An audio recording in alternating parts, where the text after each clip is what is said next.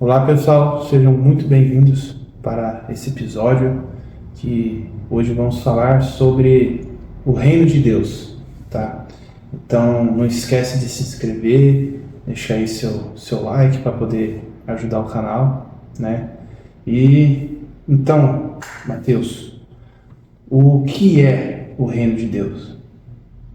Obrigado a você que nos assiste. Prazer estar aqui contigo, Vitor, novamente, para falar desse assunto que julgo tão importante e tão falado, né? Mas de boca para fora, o tempo inteiro a gente ouve entre a igreja, entre os irmãos.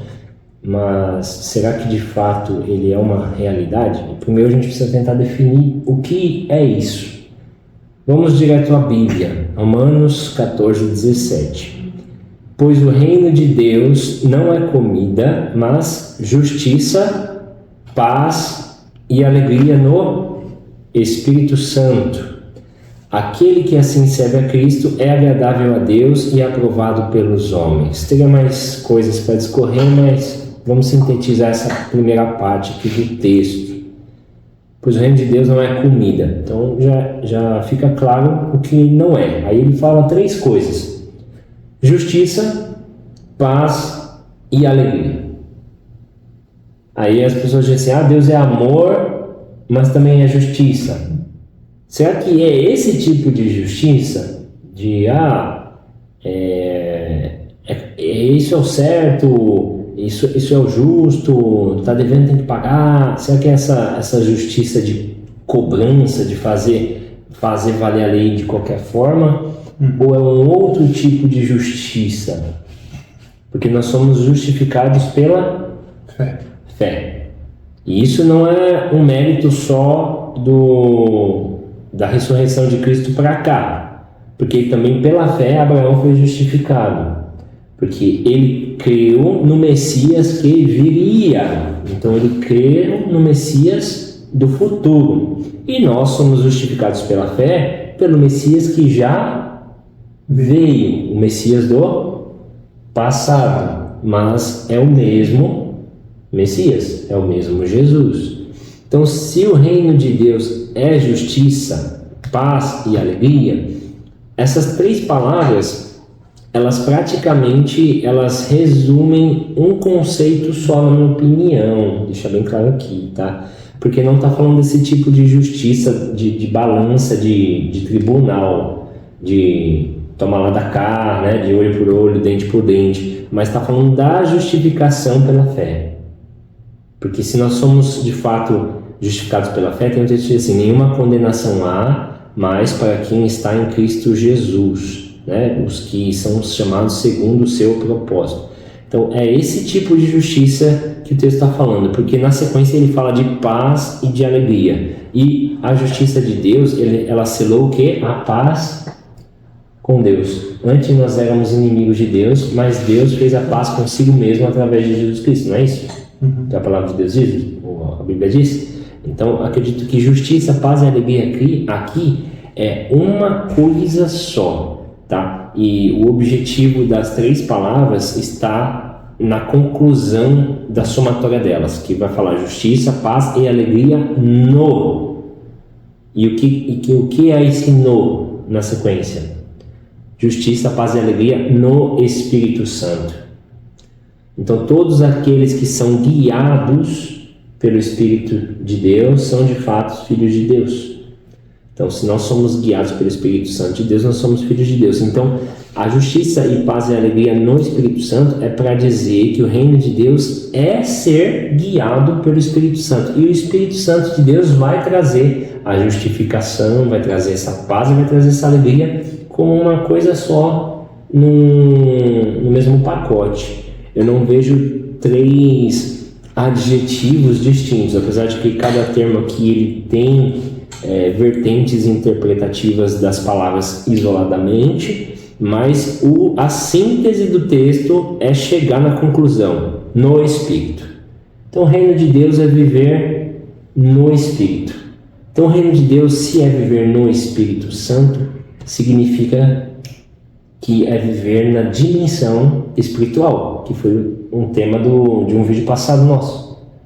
Então, o reino de Deus é você viver como um peregrino nessa terra, ser guiado pelo Espírito, viver no Espírito. Não é viver na religião, não é viver no material, a comida. Ou seja, o reino de Deus não é eu estar na igreja para Ele me abençoar, para eu ser próspero financeiramente, para eu trocar de carro, de casa, para eu arrumar a namorada ou namorado, para eu casar, para eu fazer por merecer, para ver se Deus tem misericórdia e me cura de algum problema, de alguma doença. Tudo isso é alcançável. Eu acredito que tem a parte da nossa fé, mas também tem muito a ver com o propósito de Deus. A gente falou em outro vídeo que o propósito do diabo não, o principal propósito do diabo não é nos fazer mal, mas nos tornar mal. E antagonicamente, o propósito de Deus não é necessariamente fazer o bem, mas nos tornar bons. Porque o compromisso dele é com a nossa salvação da alma, não é com o nosso bem-estar. A palavra diz que no fim dos tempos muitos serão perseguidos, até mortos, levados presos por causa do meu nome. Então Deus quer nos tornar pessoas boas, pessoas melhores, e tomar cuidado para não fugir, né, do assunto. Então o reino de Deus fala muito sobre ser governado pelo Espírito, e as pessoas falam hipocritamente, deliberadamente, levianamente a palavra reino de Deus para justificar, balizar, equalizar aquilo que é o seu interesse. Vamos lá, pelo reino, mas é só para a igreja dele, a igreja dela. Vamos lá junto, o reino, não sei o quê, mas é porque a pessoa que vai pregar, a pessoa que vai cantar, né? Então, tem muito interesse próprio nesse discurso do reino de Deus hoje em dia, interesses financeiros, políticos, né? E, enfim, tudo quanto é tipo de pecado oculto embutido dentro do ego, porque não é o reino de Deus, mas o reino dos seus. Hoje a gente tem muito reino dos seus. E, infelizmente, o termo reino de Deus está banalizado hoje em dia. E o nosso propósito é trazer a clareza e o entendimento e resgatar a sã doutrina do que de fato é o reino de Deus, e um zelo, um temor em falar sobre isso. Tá? Que reino de Deus não é brincadeira. Reino de Deus é o governo do Espírito sobre a vida do ser humano. Antes nós andávamos, eu cito passagens bíblicas aqui, né? E às vezes quem não conhece a Bíblia pode até achar que eu só estou falando coisas, mas quem conhece vai falar, é só um versículo. Às vezes eu não vou citar onde está escrito, tal, porque vem vindo na cabeça. Cremos assim que o próprio Espírito vai influenciando aqui a conversa e vai nos conduzindo, mas não necessariamente a gente lembra exatamente para citar, isso aqui está escrito tal, porque o nosso script aqui, ele é mínimo. A gente tem um assunto, né, Vitor? Não é assim? Sim. A gente prepara um assunto, às vezes um versículo, 2, e o restante vai fluindo. É assim que funciona, né? Então, antes nós andávamos, isso é um texto também, tá? Em alguma das cartas de Paulo, no curso deste mundo, né? E não andamos mais no curso deste mundo. Então, se você para de andar no curso deste mundo, ou seja, você para de ser governado pelas leis e paixões mundanas e passa a ser governado, dirigido pelas leis e paixões, no bom sentido, do Espírito.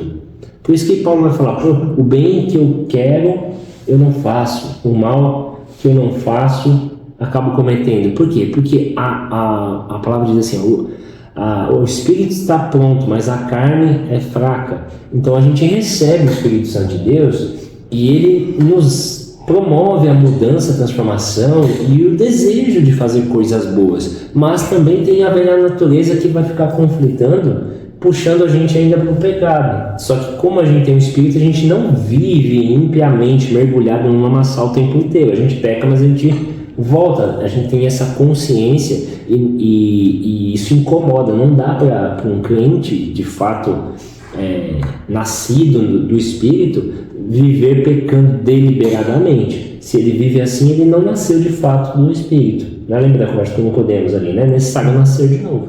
Então, o cristão verdadeiro, ele tem que se esforçar para fazer o bem, e ele também não consegue fazer o mal e não ter a consciência incomodando.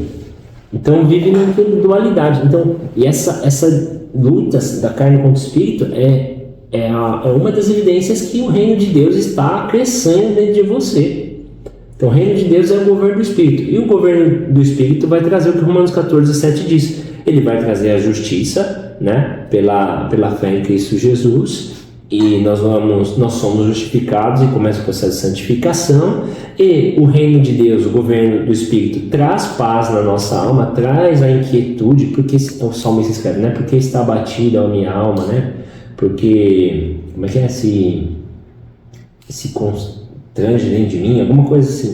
Então, assim, o reino de Deus, ele vai trazer uma paz interior que o mundo não pode dar, né? Eis que vos dou a minha paz, né? Jesus fala, né? Que o mundo não tem para dar.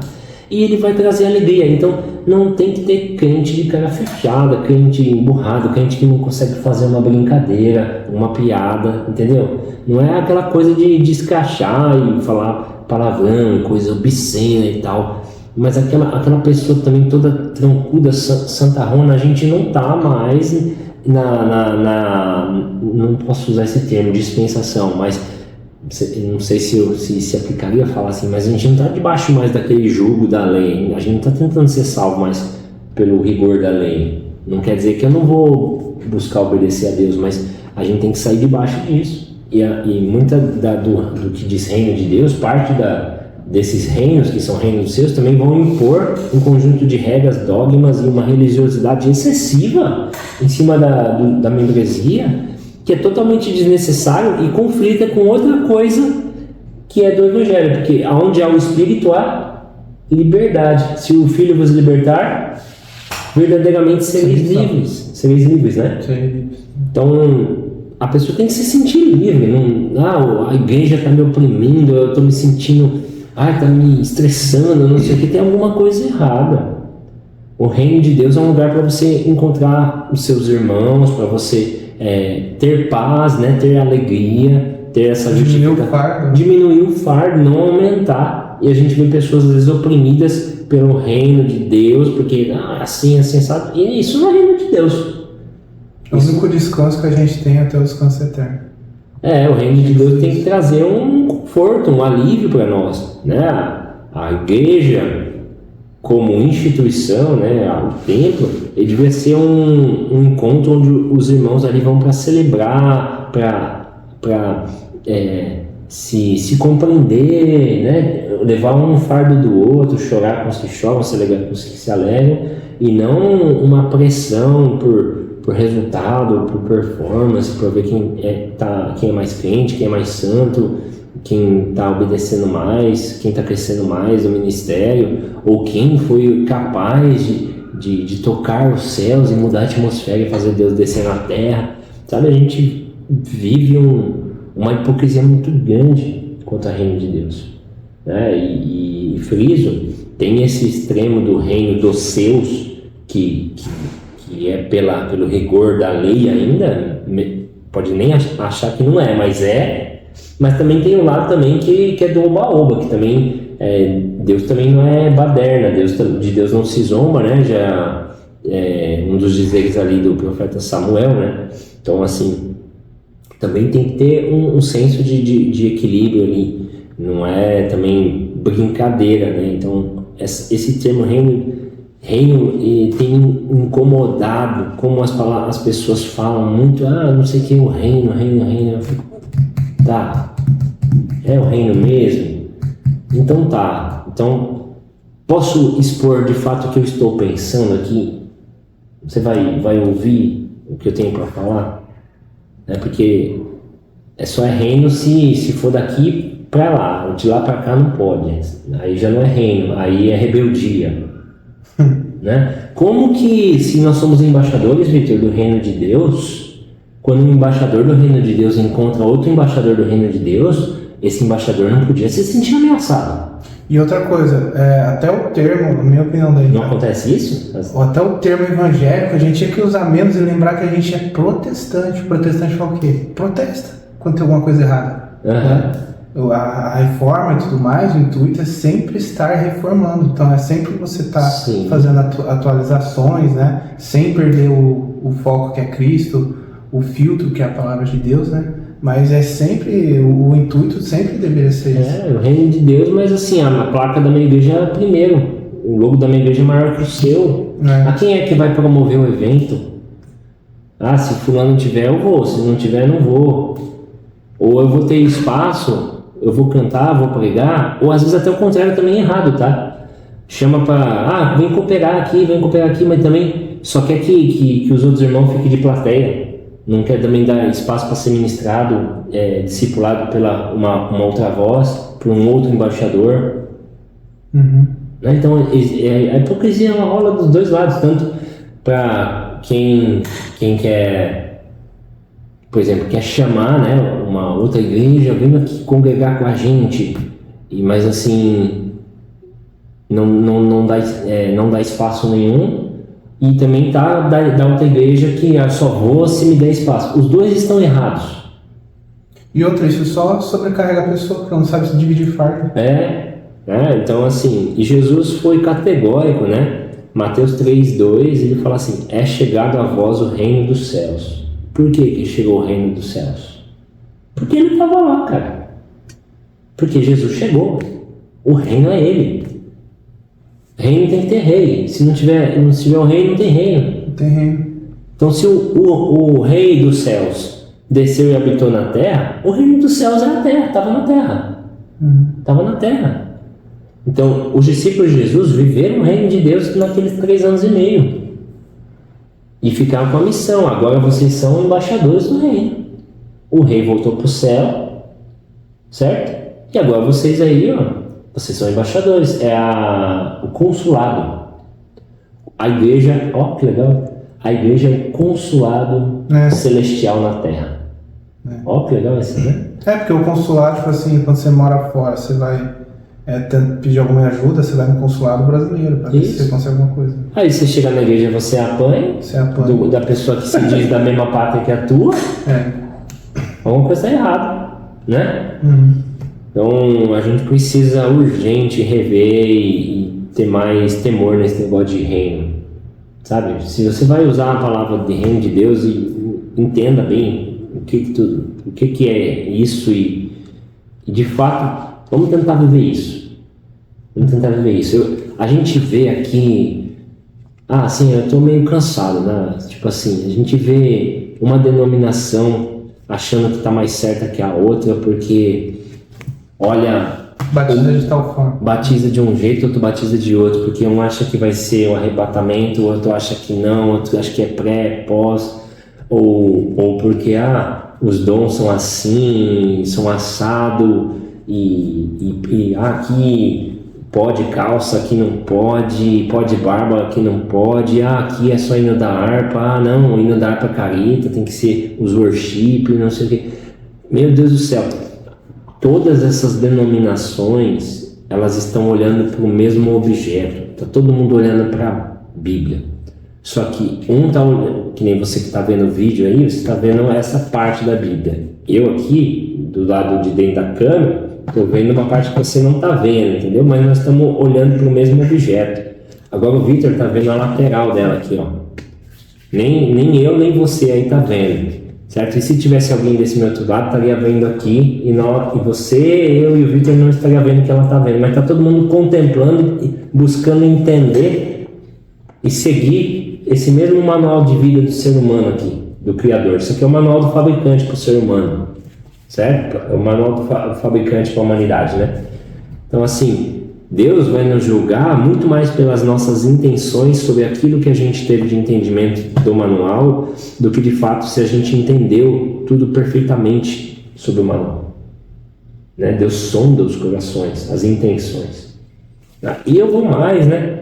A nossa liturgia, cada um tem uma liturgia e amém, tá tudo bem quanto a isso. Claro, tem coisas que não dá para deixar quieto e aceitar, mas A gente tem também muito claro, né, que o profeta Amós escreveu, no Amós 5, do 21 ao 24, ali tem a profecia. Amós era um profeta de Judá na época do reino dividido, tá? Então era Uzias, que era estava no reino de Judá, no reino do sul, e no reino do norte era Jeroboão II. O Amós era um profeta da época.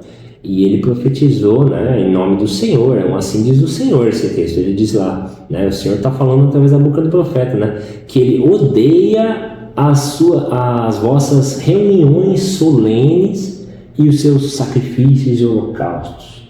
Aí em Salmo 51, Davi vai escrever: o Senhor não te compraz, não fica satisfeito com os sacrifícios, tal, senão te daria, mas um coração quebrantado e contrito não rejeitará o Senhor. Então, assim, a gente tem que refletir por que a gente está fazendo culto e como a gente está fazendo culto, e se a gente está fazendo isso com leveza ou com um fardo, né? Ou imprimindo um fardo em cima da membresia. Porque se o nosso culto for uma reunião solene, Deus odeia isso. Deus odeia isso. Sabe? E para a igreja, porque senão o pastor vai ver, vai ver que eu faltei, né? Ou o pastor, que se o membro falta também, coloca o camarada na cruz, como se fosse crucificar ele, né? Bota ele como um Jesus lá e vai crucificar o cara, né? Então, assim, tem que ter equilíbrio, tá? Não estou falando que não tem que ter ordem, ter decência, tem que ter o mínimo de compromisso. Sim, tudo isso é importante. Mas se o nosso culto ele está muito pesado, cheio de dogma, de regra, e a gente está levando a religião ali, sabe, como se a igreja fosse uma empresa. A igreja não é uma empresa, a igreja é uma família, e pronto, e acabou. Ah, mas o céu tem hierarquia, o céu tem, ok, assim como numa família também tem hierarquia, você tem o pai, você tem a esposa, né, você tem a mãe, o filho, mas é uma família.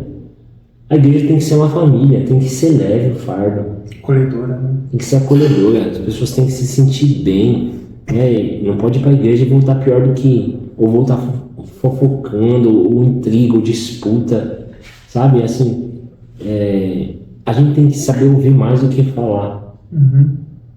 Tem gente que quer falar demais, fala menos. Tem gente que só ouve também, fala um pouquinho mais. Tem que dar espaço para essa pessoa falar também. Então, assim, a gente tem que entender que tem que ter uma harmonia, né? Falando dentro de um ambiente corpo, igreja, comunidade de fé, né? E se o nosso culto não for reformado urgentemente, a gente corre um grande risco de cair nessa profecia aqui de Amós, né? Que o Senhor odeia as nossas reuniões solenes e ser considerado morno. E Jesus... perder espaço para todas as religiões, né? Então, não é provável que vai acontecer. E assim, uma vez eu conheci uma pessoa que ela é do Islã, né? E aí ela me falou: sabe qual é o problema dos evangélicos? Não tem identidade.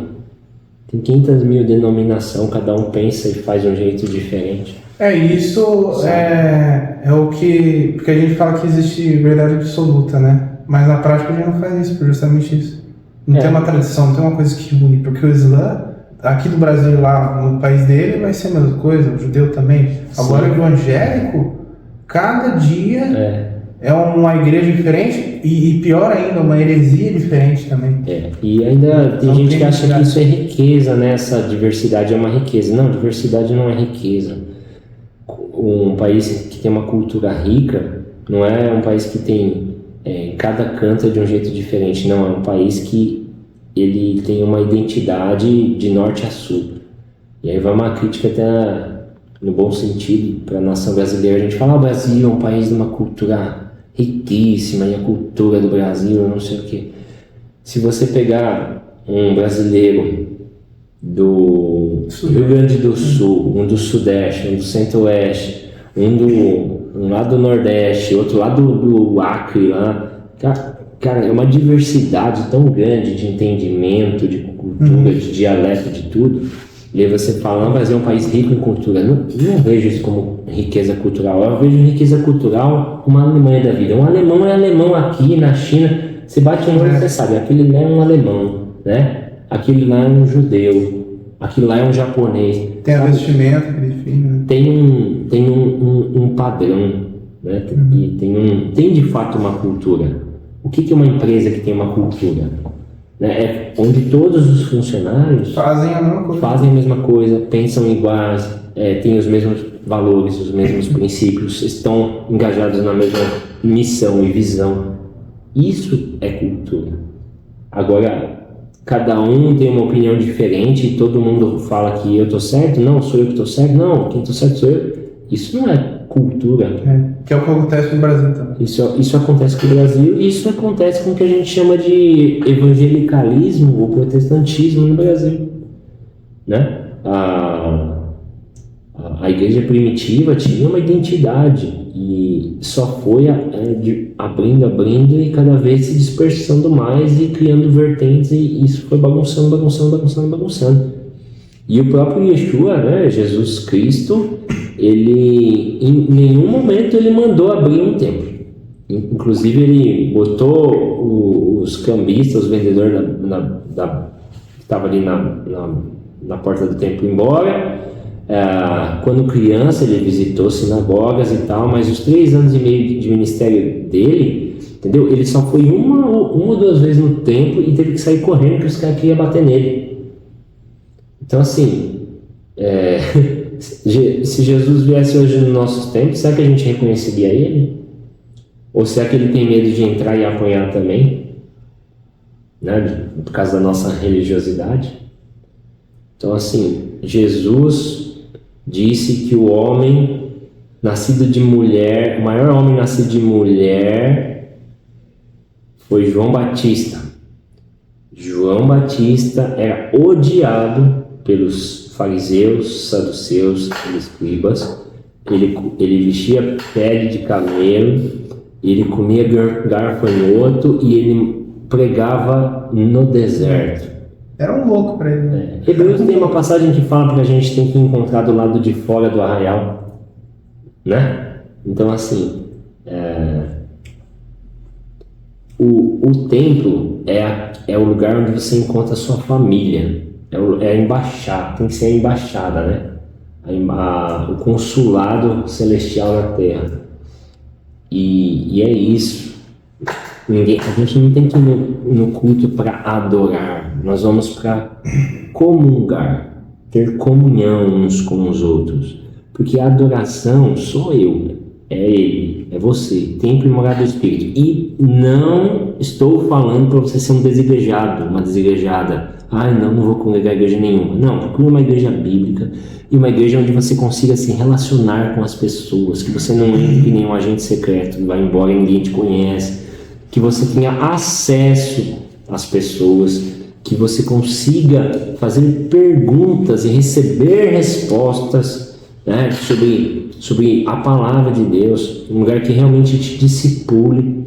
Isso, discipline, né? Mas não é a tal da disciplina do banco.